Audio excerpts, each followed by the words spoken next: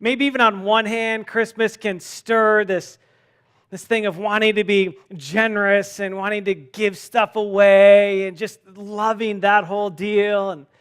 But on the other hand, it can also stir this desire for more, like I want more of some things. And sometimes that's really good things even, right?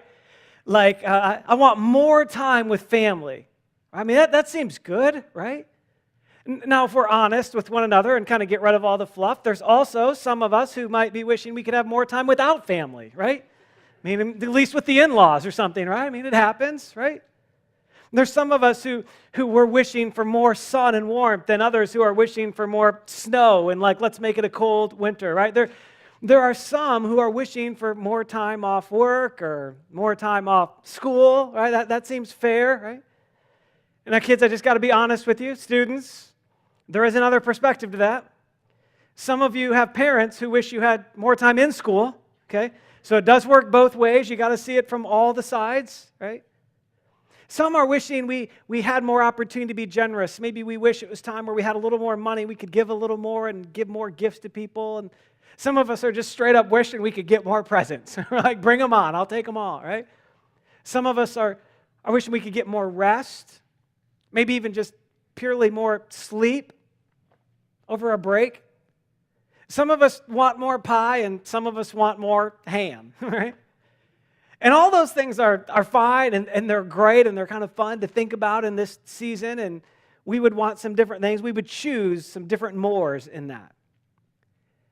But there is at least one thing that even if we initially didn't all define it the exact same way, we would say, boy, I wish I could get more of that. It's this somewhat elusive and sometimes kind of hard to pin down and define quality and experience of this thing called peace. Like we would all probably say, oh yeah, I'll take more peace, right? I mean, again, nobody is probably signing up and saying, no, I don't want more peace. I just wish more people would do more things to train wreck my life, right? That's probably not what we're in the game for, right? We want, like, I'll take more peace. I'll take more, like, calmness of soul. I'll take more time where it just feels like my soul is at rest and I can actually catch my breath. I'll take more time and more experience where somehow it just feels like my soul is together, like it's whole.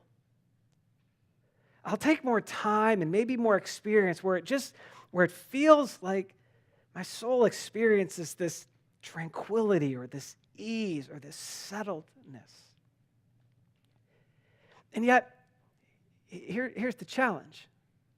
If we were honest and kind of looked around us, it doesn't feel like peace is in really high supply right now, right? It feels like it's in high demand, but that the supply is somehow low. And in fact, it feels like the supply of things opposite of peace is much more common.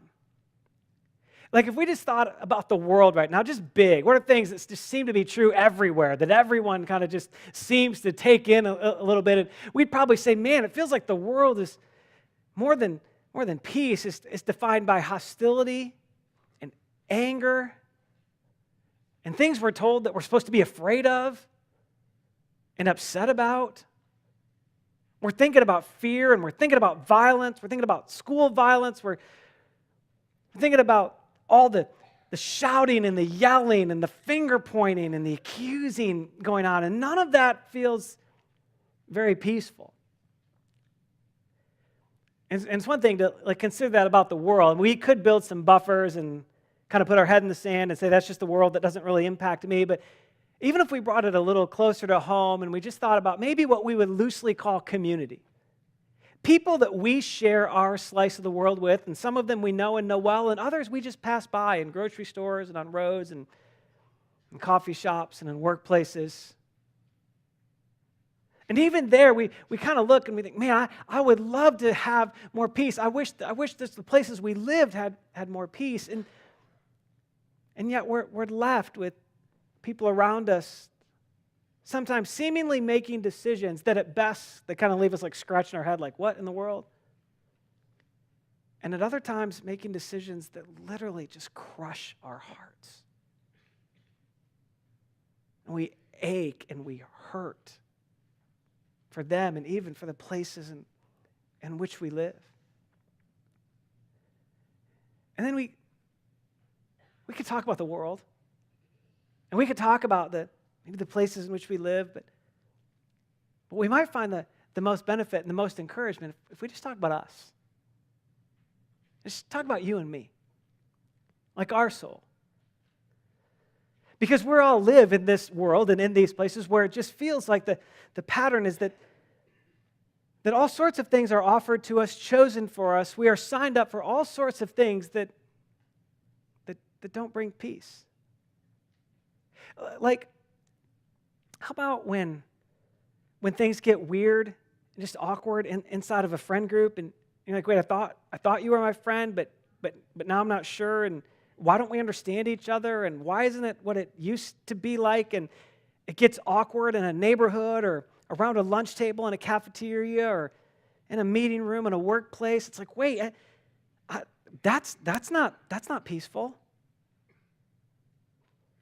Or maybe for some it's this tension of living with a very uncertain future. And like, wait, how am I really going to know what I'm supposed to do? How am I really going to figure out what the next job is or what the career path really, how am I really going to sort that out? And we find ourselves living in all of this uncertainty. Or maybe it's just the strain of family dynamics. Maybe it's the family under your roof, but maybe it's extended family. And maybe you're an adult now and you find yourself looking at some of the family you grew up in and thinking, wait, that's actually not who I thought these people were. And what do you do with that? And what do you do with the little bit of inner turmoil and unrest that so quickly creates? Or how about this comparison trap that we get signed up for? Again, nobody really chooses it.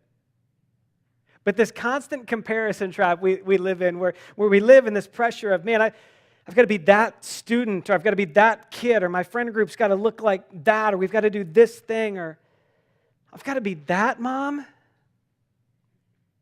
I've got to be that dad, or how in the world are we going to be those parents, whatever those parents means? And it feels like the target keeps moving, and yet the comparison keeps getting greater.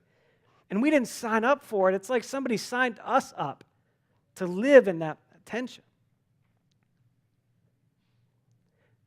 Or what about just the constant weight that is carrying something like anxiety, depression, discouragement, and not always understanding why or where it came from or why we're there. And yet knowing we're living, trying to push through something we can't actually fully see and don't know how to fully define.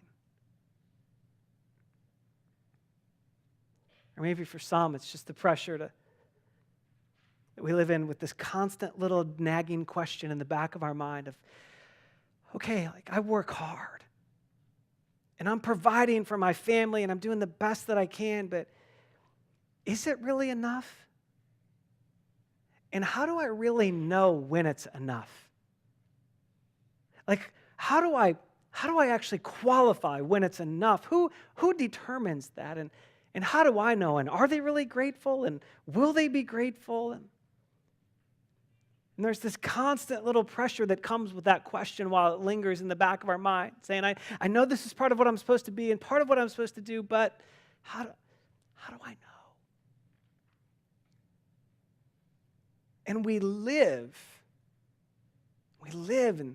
in this world and in these places and in our own lives with things that here's the challenge. Like again, we didn't sign up for most of them, but it's like somebody handed them to us and now they're ours.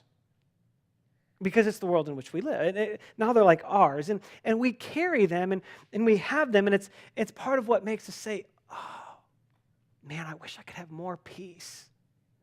Because this stuff isn't bringing any rest or calm to my soul. Man, I wish I could have more peace. Because I'm carrying these around just like this extra weight on my life. And yet here's the thing, right? If we continue to be honest with one another, these things don't feel like they're going anyplace, do they? It feels like these weights, these pressures, these opposites of peace actually seem to be growing, not diminishing. So what do we do with that? It doesn't really feel like we're going to just be able to get rid of all of our problems. So what do we do with that? Well, this Jesus who we're celebrating today and whose birth we read about and we've been singing about, he actually talks remarkably honestly about this. In fact, when Jesus is born, and we read this, Jesus is described as coming to actually give us peace. Like he said, I'm coming, and part of why I'm being born, part of why I'm coming to the earth is to bring peace to people who live on the earth. So that's announced even at Jesus' birth. To be honest, it's announced before his birth. And then a little bit later in his life, we get all of these interactions of Jesus captured in these historical accounts. And one of them is captured by one of his closest friends, maybe his closest friend on earth, a guy named John. And John writes in what you and I have is John 16 in the New Testament of the Bible. John writes about this interaction that Jesus is having with some of his followers. And these are people who are following Jesus and they're loving Jesus. They're doing it very imperfectly, but they're loving him and they're following him. And Jesus is saying, look, I just want you to know that it's not all going to be perfect. Life on this earth isn't going to be perfect. And part of what I love about Jesus is that he is pretty raw and honest. We paint some pictures of Jesus that are real Pollyanna and everything's perfect. And if you follow me, everything will be perfect. Jesus is remarkably honest. And he says it this way. He says, I've told you all these things. Like I'm telling you, life is kind of going to be hard sometimes. I've told you these so that you can see that none of those things will bring you peace, but that in me, you can experience peace. In me, your soul can experience rest and calm and wholeness. Your soul could breathe. And then just because he knew they wouldn't get it right away and he knew we wouldn't get it right away, I love the next statement. So look at what he says. In this world, you will have what? In an honest. Aren't you glad he's honest? Right? It's not, in this world, if you follow me, everything will be roses and you will never get another nick or scrape in your whole life. Want that to be true maybe, but it's not true. Jesus is brutally honest. In this world, you will have trouble. There will be times of grief and loss because the world is broken. There are going to be times when the questions don't have any answers. There are going to be times when we're not sure what to do with a future that's remarkably uncertain. There are going to be times where people put pressure on you, even unintentionally, that you weren't designed to live with or live under. In this world, you're going to have some trouble. But then I love it. Jesus is honest, but he's an encourager. Look what he says next. He finishes this little interaction with them. He says, I want you to take heart, man. I want your heart to be encouraged. I want your heart to be full. Because I'm going to give you a peace because I've overcome the world. Jesus is saying is, look, in this world you're going to have trouble, but while millions of things around you feel like they're falling apart, I want you to know I've given you a peace that can withstand all of that. While everything around you is falling apart, your soul could remain whole. Somehow, while living through life's deepest challenges, your soul could somehow still experience his rest. Like his genuine, real rest. See, what Jesus is getting at is kind of what you and I, and we intuitively know part of this, but what Jesus is getting at is really this simple thing, that peace isn't the absence of problems. Peace is the presence of the person of Jesus. Jesus is like, I'm peace. I'm going to give you my peace. What I'm going to do is I'm going to give you me. I'm not going to make all your problems go away, because I could make all your problems go away and there's no guarantee you'd be at peace. Even in what should be the most peaceful times, don't we have a way of finding something that unnerves us a little bit? Jesus says, oh man, look, I want to give you my peace. Peace is not the absence of your problems. In fact, I'm telling you, you're going to have problems. Peace is the presence, the person of Jesus. Peace is the presence of Jesus, who would literally sit with us, stand with us, and walk with us in all of those troubles, acknowledging them fully, feeling the weight of them fully with us. And some of you are here in kind of Christmas, and you're not sure whether or not you're doing kind of a traditional Christmas thing and getting to a Christmas service, or whether you're really exploring Jesus, the person. But what is true is that some of you are here today and you're looking for peace. You're looking for a soul that could be at rest. You're looking for some way to catch your breath in the middle of all things. You're looking for just something that would let your soul feel whole. You're clamoring, we're clamoring for peace. And there's actually some ways we could experience that, because here's the thing, we don't want to just walk out the way we came in. We don't want to just have a religious or even a spiritual moment. Jesus is so much better than that and bigger than that. And for some of you today, it may be, wait, this Christmas, while I celebrate Jesus, I'm going to actually meet Jesus for the first time. You've never met Jesus. You've met religion, you've met spiritual experiences, you've met church, but you've never met the person of Jesus, who is peace, who is wholeness in the midst of unending brokenness around us.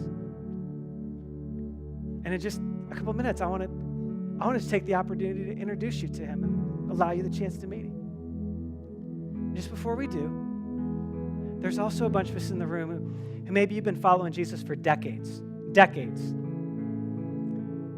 And unintentionally, almost accidentally, you find yourself in a Christmas season where your soul's not really at rest. There's not a lot of peace. You didn't mean to get there. It wasn't intentional. Just the pressure of the time, the pace of the holidays, those unspoken, unintentional expectations of other people that they've kind of tossed on us, or that we've picked up even if they haven't tossed them on us. Maybe in the midst of our questions and our turmoil, our significant loss and trauma,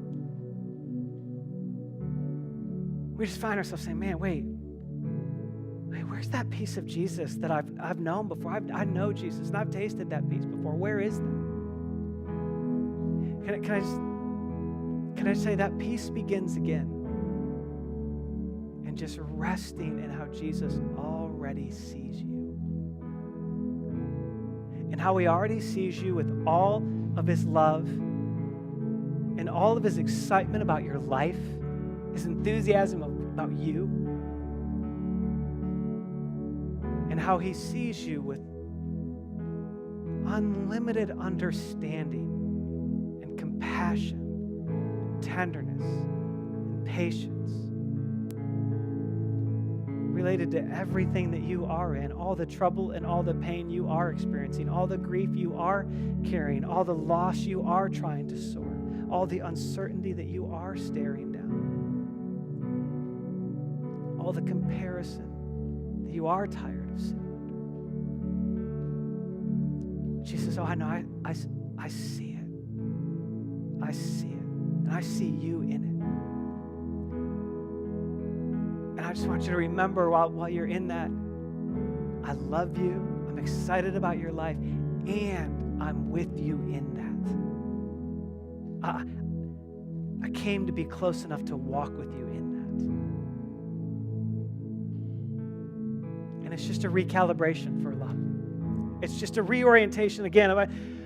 Oh yeah, and even now your soul is just kind of taking a breath. You're again kind of being captured by how Jesus and all his kindness and love just is looking at you. It's just looking at you. And your soul just kind of exhales,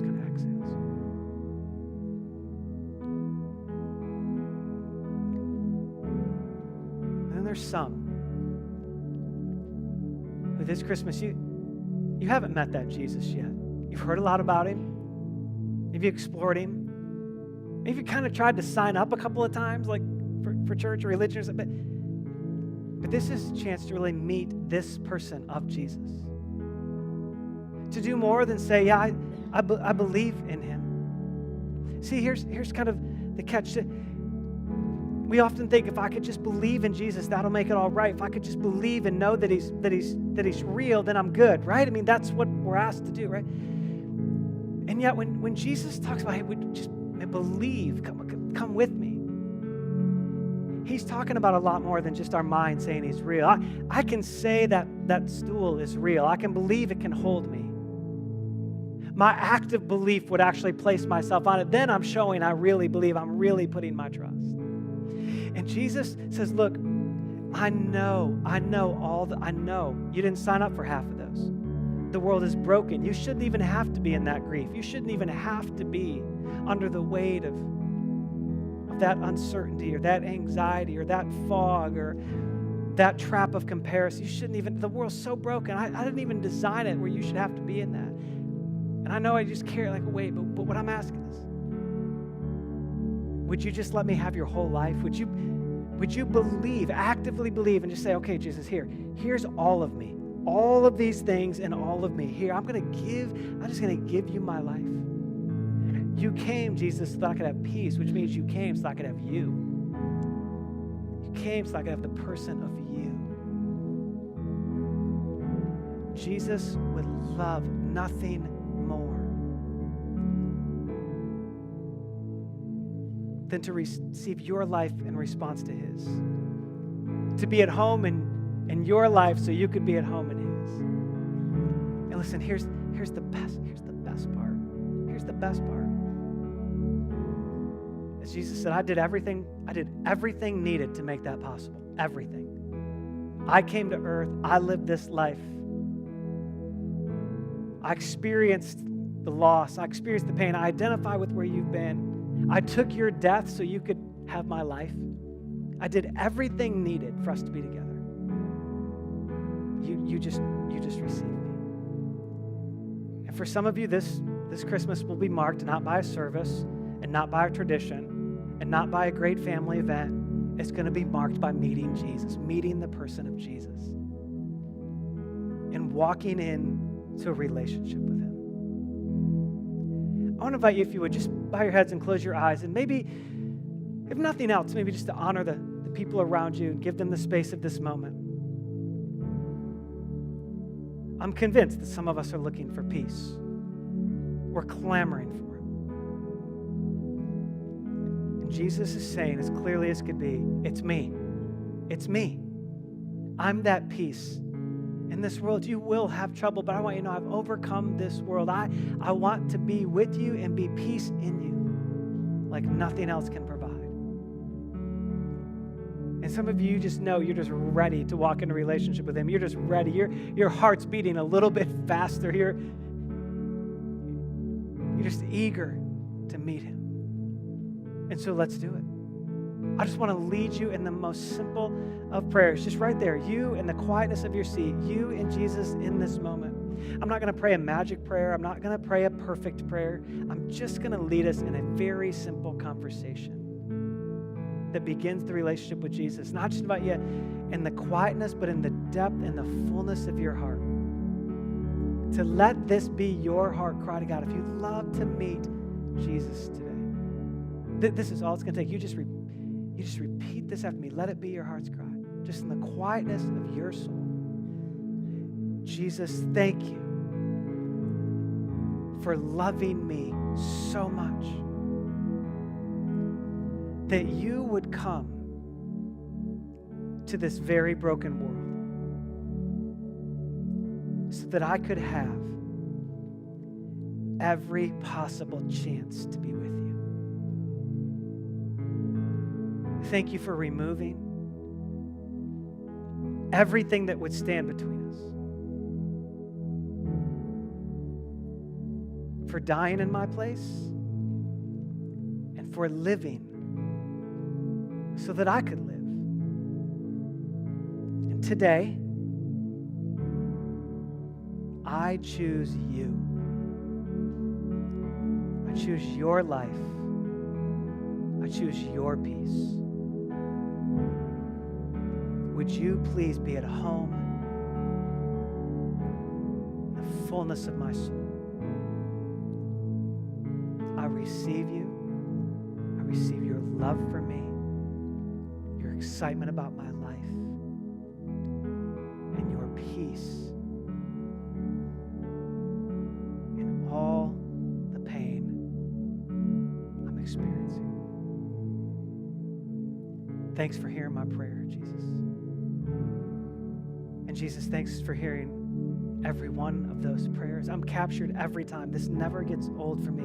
This reality that the only thing I know from your story, that all of heaven at once goes nuts about at the same time as people walking into relationship with you. That's the only thing I know for sure, that all of heaven pushes pause on and celebrates. So for every person who would just acknowledge their heart's desire to be with you, to meet you, to walk into a relationship with you, to let you become Savior, leader, and peace. Thanks that heaven goes crazy. We love your enthusiasm about our life and the depth of your enthusiasm about being with us. And Jesus, for every person in the room who today was just a recalibration, they've known you, they're walking with you, they love you like crazy.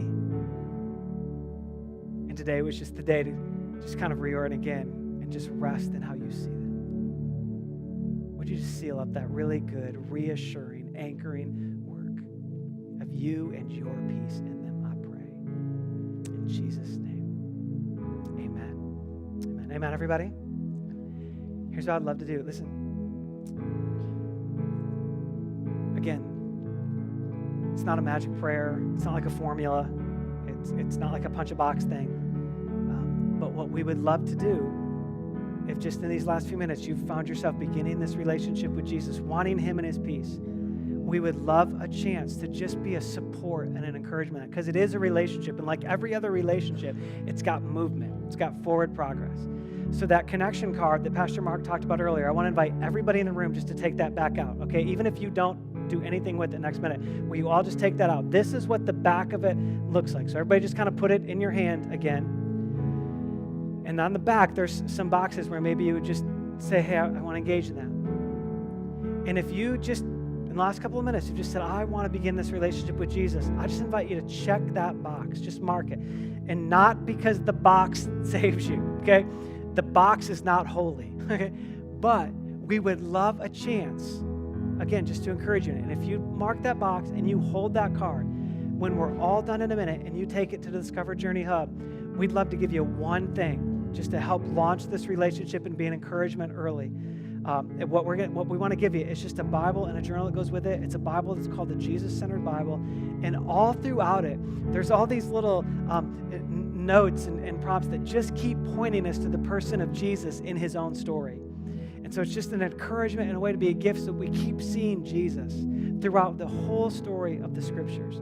And so if you mark that, I began a relationship with Jesus today, and just take it to Discover Journey Hub, we would love to give you that. And then we'd love to send you one note that just says, man, as maybe an early way forward, here's one idea. One way to possibly kind of just get some early traction in this relationship with Jesus, get to know him more, get to be more at home in his love and more at home in his love for you. So we would love just a chance to do that. You can use the rest of the card in any way you want to. You can fill it out as completely or as little as you choose to, but we would love to have just a chance to communicate with that along the way a little bit. While you're filling that out, in just a minute, if the Discover Hub is a little bit too big of a step for you, if you're like, I don't really want to have to go engage with somebody in person, I'm a guest here and I'm not quite ready for that, or I just made this decision to follow Jesus, but I'm not quite ready for a person-to-person contact, we totally get it. If that's a little bit too big of a step, in just a minute, along with everybody else, you can drop that in an offering bucket that's going to go scooting by. And here's the deal. We are going to get ready to give, and here's what we just want to say again. This is a lot of fun for us. Everything you give today, we're going to give back away. Every single dime that you give today, we're going to give it away. We're going to give it to opportunities to serve in the greater Grand Rapids area. We're going to give it to opportunities to serve and partner with some of our missionaries that are journey missionaries that are kind of located around the world. And we're just going to say, look, how can we do that? Some of it's going to go just to help moms and dads in the foster care system who get these late night calls about have to be ready. Some of it's going to go to things like Hand to Hand that we've been partnered with for several years, just feeding kids in Middleville on the weekend, just kids and families who are in times where they don't have enough food for the weekend. Hand to Hand allows us to partner with them and give them a bag of food for the weekend that they get to take home with them. And some of it's going to go to things like that. So everything you give today, we're going to give it all away. And you'll have lots of opportunities over the next year to participate in those very things, into serving and engaging in some of those. So if you're giving here, there's a giving envelope. If you make a checkout, it can obviously be made out to Journey. If you go online, you can give there. Anything you give online between now and Friday will all go to this, okay? So anything you give online between now and Friday will all go to that. Or you can just text to give. You can just try that one and try that out as an option if that's helpful for you too. The text thing does have a quick recall if you make a mistake. So if you accidentally give $500,000 instead of the $50,000 you intend to, you got a few minutes to pull that back, okay? So if that gives you any assurance or whatever else, just if it's helpful for you, that's great. Kind of while you're getting ready to do that, maybe you do want to grab your phone anyways. If you just think, man, I would just love to kind of keep hearing about peace. I would love to just keep absorbing that and being encouraged in that. On your phone, if you text this number, if you just text peace to this number for the next 14 days, we'd love to once a day just send you one thought or one verse or one quote, just one very, very short encouragement to just kind of keep Jesus and his peace in front of us over the next 14 days and through this holiday stretch and whatever that might mean for you and your family. But just go ahead, you can just punch that in, punch peace and text it to that number. And again, it won't be anything else. We're not going to ask you for anything in that. You don't have to respond to anything. And when the 14 days is up, it's over. But it's just a way to say, boy, if we could encourage one another a little bit longer to experience Jesus and his peace, we want to do that. And if that's a helpful way for you, please take advantage of that. Let's go ahead and give. So they're going to pass buckets down your row. Again, everything you give today is going away to the greater Grand Rapids area, to missionaries around the world that we're partnered with that have some serving opportunities. You can drop in your connection card. Again, if you're a guest or you checked I began a relationship with Jesus, you can put it in that bucket, but we would love it if you would actually hold it and take it to the Discover Journey Hub. In just a minute when we're done, whichever one of those you checked, we want to give you a gift, and we would just love that. We won't overwhelm you there. The conversation can be as short as long as you choose it to be. While you're giving, let me just say this. Maybe you kind of look at 2019 and it's rapidly coming. And in 2019, we're going to launch the year just by saying, man, what would it look like, not just for a year to be new, but for us to be new? And maybe you're looking for something new. And maybe you've tried New Year's resolutions and you've tried lots of years to try and change something or improve something. And you get to the end of another year and it's a lot the same. Or maybe there's just a lot in your life that just, it is broken or it is tired or there is some weariness. You say, man, how could I have more than just a new year? How could I have a new me? And we're going to look at one story for a few weeks where Jesus, this one who is peace, kind of walks us through how he shapes and guides and forms a life. And we're really excited. We'd love for you to be a part of that. I would love the opportunity to be with you for the month of January as we engage that. Now, some of you sense we're at the end of this thing and you have a fear and you're not really sure whether or not you should acknowledge it out loud or not. But you're concerned we're not going to light candles. And if we don't light candles, it's not Christmas, right? I mean, there's a few of you in that. Rest assured, we got candles, okay? So on the end of your row, the left end of your row, there's a bag. Just take the bag, take a candle, pass it all the way to the other end. You can drop it on the right-hand side of that row. We'll take care of all that later. Okay? So just pass it down. Everybody take one. Parents of 4-year-olds that are also freaking out, relax. We won't do it very long. Okay? It's all good. Yeah. And while you're doing that, let me just encourage us this way. My hope is that a tradition could be more than a tradition, but that a tradition could actually help us see the gift behind it. If we're going to light candles and sing Silent Night, and it's cool, it's a neat moment, that's great. But what I hope is that we're reminded again of the Jesus who is our peace. See, the same John that talked about Jesus being peace and captured Jesus saying that is the same guy who wrote, and we read this earlier, that Jesus came as the light of the world. He came to shine light in all of this brokenness and all of this darkness. And there's something about light that can bring a calm. When we don't have to worry about tripping over anything anymore because we can see it for what it really is. And that's Jesus. As the light, he brings us his peace. And so as we light these candles and we sing this song, I invite you to just again consider Jesus, who as the light of the world is our peace. Why don't you go ahead and stand? And I'm going to light this, and then I'll come help. Some of you light yours, and you can light the people around you. It's been great to be with you. Let's enjoy being captured one last time together by the light of the world, who is our peace.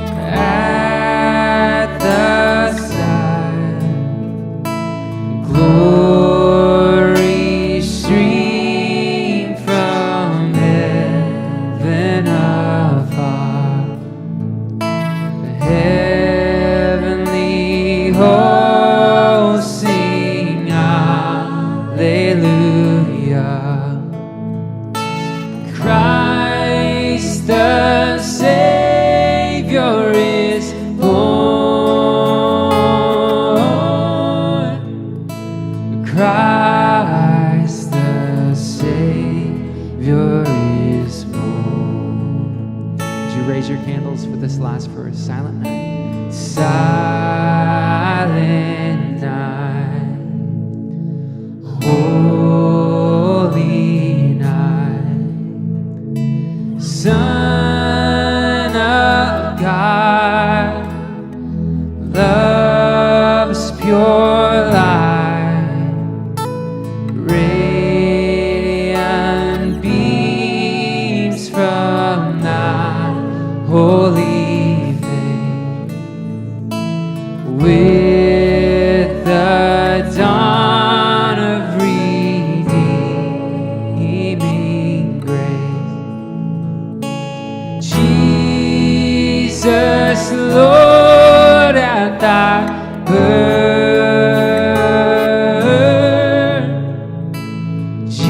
Jesus, Lord, at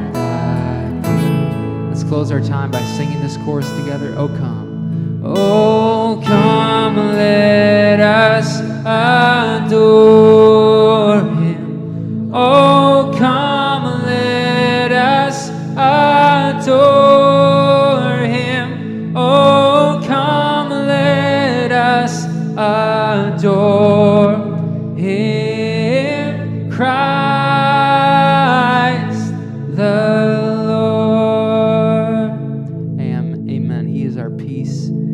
Lord. You may blow out your candles. You can drop them in the silver buckets on your way out. Go today in the peace of Christ. Merry Christmas.